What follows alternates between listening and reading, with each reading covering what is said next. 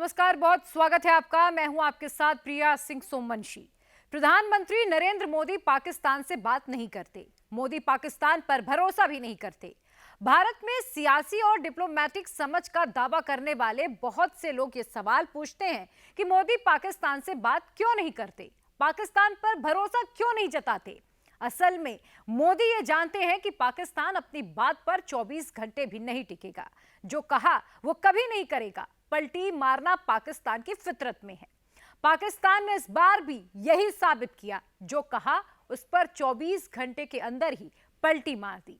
कैसे मारी ये पलटी, आप इस रिपोर्ट के जरिए समझिए। पहले दोस्ती की बात, फिर क्यों तिल मिला गया पाकिस्तान।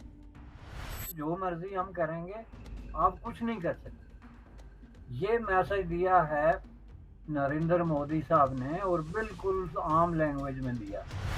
फर्क पड़ता है भारत के डिसीजन, वो क्या डिसीजन लेते। पाकिस्तान धोखेबाज, मोदी क्यों डालेंगे घास।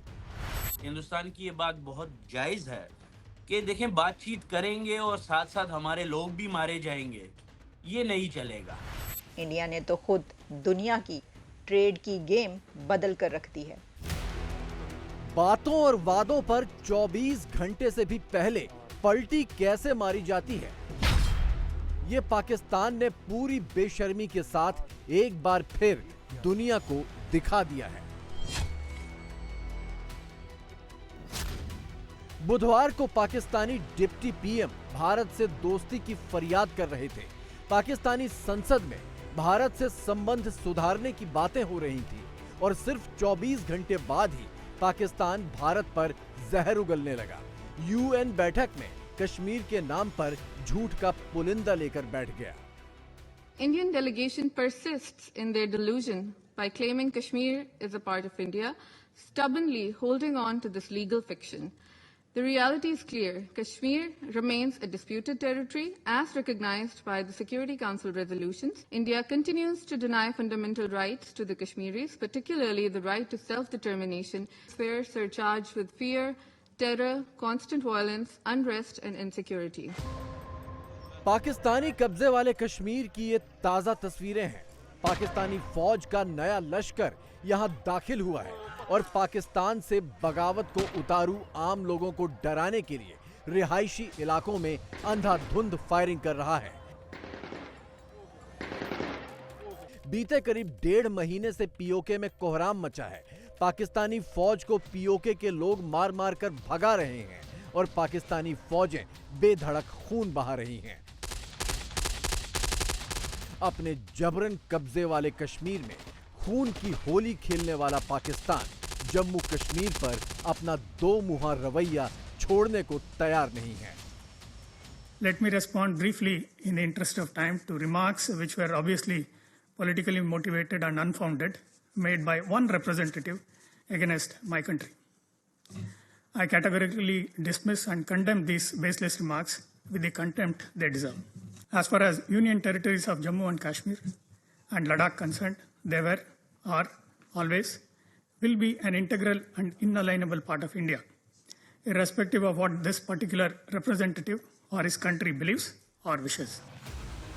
पाकिस्तान की बौखलाहट की बड़ी वजह ये तस्वीरें भी हैं जो दोस्ती और संबंध सुधारने के नाम पर उसके फरेब की पोल खोल रही हैं।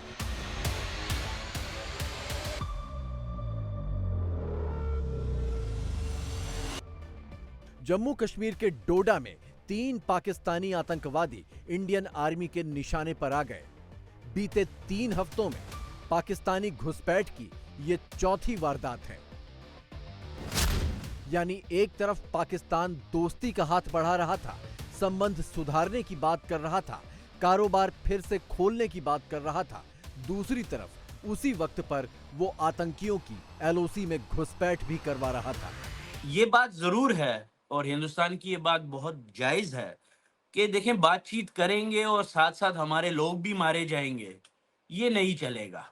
And I think Nawaz Sharif is keen, और ये वो आज से नहीं है, ये वो मुशर्रफ साहब के दौर से ही बहुत कीन है कि ये जो दहशतगर्दी है ये ख़त्म होनी चाहिए और इंडिया के साथ बातचीत होनी चाहिए, mainly from an economic perspective. ऐसा हो रहा है कि Pakistani military establishment any any little sign of rapprochement between India and Pakistan, वो उसको डिस्टेबलाइज या साबोटाज करने की कोशिश करेंगे। इसी तरह यहाँ पर भी ये 4 अटैक हो गए, और इसमें सबसे ज्यादा मतलब खौफनाक बात जो मुझे ये लगी वो ये थी कि इसमें टारगेटेड हिंदूज को टारगेट किया गया। पाकिस्तान भारत से बातचीत की शर्त कश्मीर बताता है, लेकिन पीओके के लोग ही उससे बात करने के लिए तैयार नहीं। पाकिस्तान जम्मू कश्मीर में जुल्म का झूठा प्रोपेगेंडा फैलाता है, लेकिन सच ये है कि पीओके में मई के महीने में ही वो 20 लोगों की जान ले चुका है। पाकिस्तान जम्मू कश्मीर के आत्मनिर्णय का प्रोपेगेंडा करता है, लेकिन सच ये है कि पीओके में भी तिरंगा दिखाई दे चुका है। हम सब जानते हैं कि वो प्रैक्टिकली इंडिया ने अनाउंस किया कि मसला कश्मीर खत्म है, कश्मीर का कोई डिस्प्यूट नहीं है, इसको हम अपना जो है वो यूनियन टेरिटोरी बना रहे हैं। आप ये कहते हैं कि ये रिवर्स करे वरना हम मुज़ाकरात नहीं करेंगे। भाई आपके मुज़ाकरात के ना करने से इंडिया का कौन सा ऐसा काम है जो रह गया है या कहीं अटका हुआ है? अपने अवाम को धोखा देने, उनके साथ फरेब करने का एक अमल होता है, उसका यही असर होता है। अब ये है कि पाकिस्तान जो है वो इस वक्त जस्ट लाइक ए लूजर खड़ा है किनारे पे कि एक काम हो गया, वो देखते देखते इंडिया ने जो करना था उसने कर लिया, और ये साबित करना चाहते थे कि ये हमारा हिस्सा है और इसमें हमें जो मर्जी हम करेंगे, आप कुछ नहीं कर सकते। ये मैसेज दिया है नरेंद्र मोदी साहब ने, और बिल्कुल आम लैंग्वेज में दिया, जिसका आज तक पाकिस्तान की तरफ से कोई जवाब नहीं आया और ना आएगा, कि इंडिया जो है वो इंटरनेशनल जो रोलर कोस्टर है तरक्की और डेवलपमेंट का, उसमें लीडिंग सीट पे जो है वो स्टीयरिंग पे बैठा हुआ है। वो सारे मामलात में दिन दुगनी रात चुगनी तरक्की कर रहे हैं। पाकिस्तानी फितरत से ना तो दुनिया अनजान है ना भारत, इसीलिए पाकिस्तान की ओर से बार बार दोस्ती का ड्रामा रचाने के बावजूद भारत की तरफ से उसे कोई औपचारिक जवाब नहीं दिया गया। पाकिस्तानी मीडिया ने तो यह हल्ला भी मचाना शुरू कर दिया था कि शहबाज शरीफ ने अपनी तरफ से पहल कर दी, अब गेंद मोदी के पाले में है। लेकिन मोदी तो नवाज शरीफ की बधाई के जवाब में ही कह चुके थे कि किसी भी रिश्ते और समझौते से ऊपर भारत के लोगों की सुरक्षा है। इसाक डार साहब ने एक बार फिर कहा है कि भारत से बात करना चाहते हैं, भारत के साथ ट्रेड करनी चाहिए। वो पहले भी कह चुके हैं, अभी कल उन्होंने फिर एक स्टेटमेंट ये दे दिया कि उनकी इंपॉर्टेंस है उनके स्टेटमेंट की कोई। देखें, इनकी स्टेटमेंट देने ना देने से कोई फर्क नहीं पड़ता। फर्क पड़ता है भारत के डिसीजन, वो क्या डिसीजन लेते हैं। आपके पास ना कुछ देने को चीज है ना लेने को चीज है, ना पैसा देने को है ना लेने को। आप हमारे घर आएंगे क्या लेकर आएंगे, हम आपके घर जाएंगे तो क्या देंगे, इससे अलावा तो दूसरी चीज आपके पास है नहीं। तो मोदी साहब रशिया जा रहे हैं, वो क्यों जा रहे हैं? उसकी वजह यह है कि यूक्रेन की जंग के बाद उनका पहला दौरा है, उनकी ये 3rd टर्म का जो है उसके बाद पहला दौरा है, बड़ा सिग्निफिकेंट होगा। एक सिग्नल चाइना को जाएगा, तो इसके बड़े मानी है मोदी साहब के जाने के रशिया, मैं समझता हूँ। लेकिन रशिया के साथ जो भारत के रिलेशनशिप है वो आज के तो नहीं है, बहुत पुराने रिलेशनशिप। तो Bharat is a big player in between China and Russia. American जो है वो, मेरी नजर में अमेरिकन खुद भारत की तरक्की जो है उससे घबराते हैं, जिस स्पीड से भारत तरक्की कर रहा है। जम्मू कश्मीर में दुनिया के सबसे ऊंचे रेल पुल पर दौड़ती ट्रेन की एक तस्वीर से ही पाकिस्तान तिलमिलाया हुआ था। अब एक और ट्रेन की तस्वीर ने उसकी रातों की नींद हराम कर दी है। ये ट्रेन रूस से भारत तक कोयला लेकर उस नए रास्ते से आ रही है जिसे मोदी और पुतिन ने तैयार किया है। International north south transport corridor आधी से ज्यादा दुनिया तक भारत की सीधी पहुंच बना देगा। उधर पाकिस्तान लुट पिट चुके सीपेक के भरोसे बैठा रह जाएगा।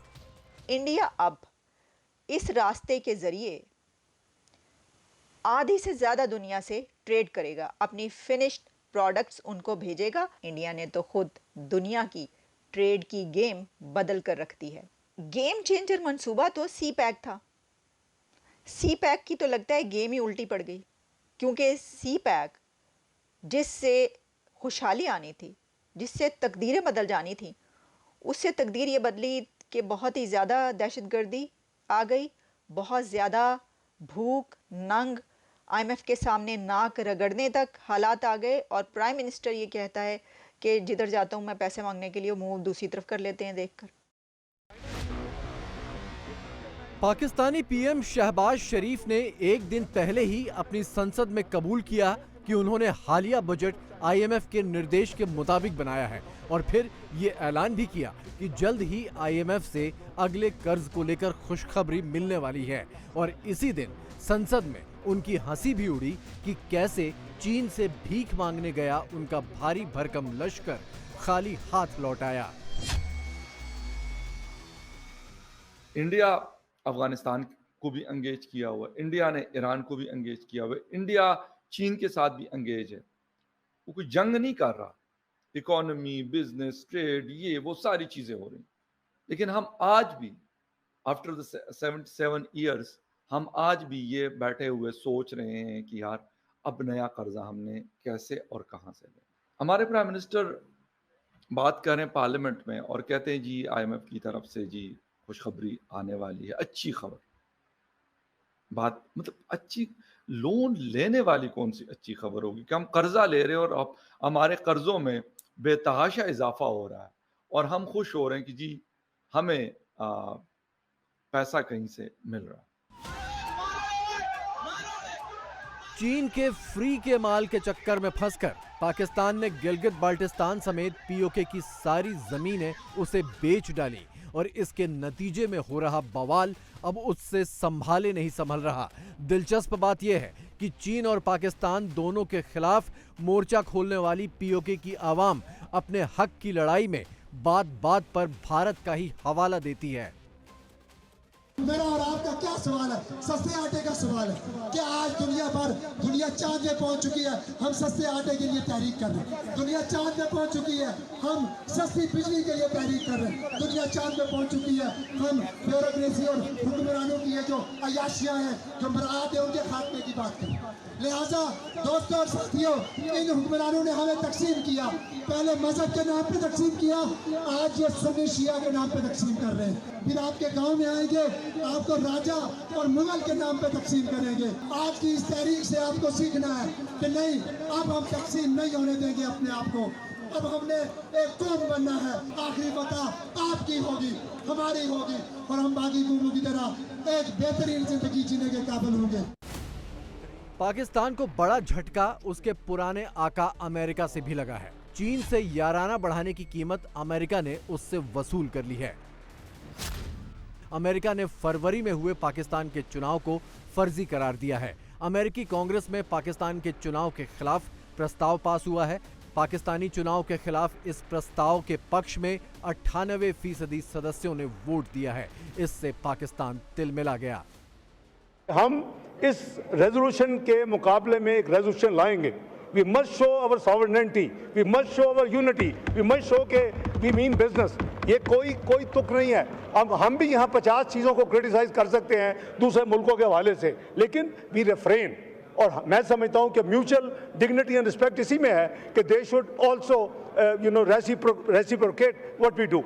तो हमने इसका नोटिस लिया है, इसकी ड्राफ्ट रेजोल्यूशन तैयार है। We should must come in unity with a clear resolution against और in response to the US resolution.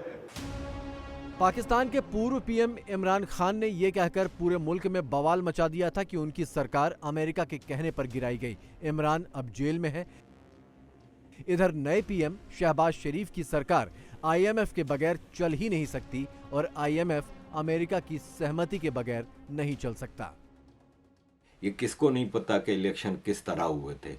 ये इलेक्शन सबको पता है कि PTI जीती थी और उसमें किस तरह PTI वालों को हराने के लिए क्या धांधली हुई है, वो धांधली का भी एक रिकॉर्ड है। हमेशा पाकिस्तान के इलेक्शंस में धांधली होती आई है, लेकिन इस बार तो धांधली की भी रिकॉर्ड तोड़ दिए थे। ऐसी धांधलियां की हैं तो अजीज़ दोस्तों, बात तो उनकी सही है, लेकिन सवाल यहाँ पे ये पैदा होता है कि अमेरिका बहादुर की अपनी ये पाकिस्तानी सरकार है, पाकिस्तान में अमेरिका की सरकार चलती है, अमेरिका के इशारे पे सब चीज़ें चलती हैं, तो फिर ये ड्रामे करने की क्या ज़रूरत है। शरीफ कुनबे को लगता है कि भारत से दोस्ती करके पाकिस्तान का वजूद बचाया जा सकता है, लेकिन शरीफ कुनबे को हाँकने वाली फौज का वजूद भारत से दुश्मनी पर ही टिका है। पाकिस्तान की विडंबना यही है।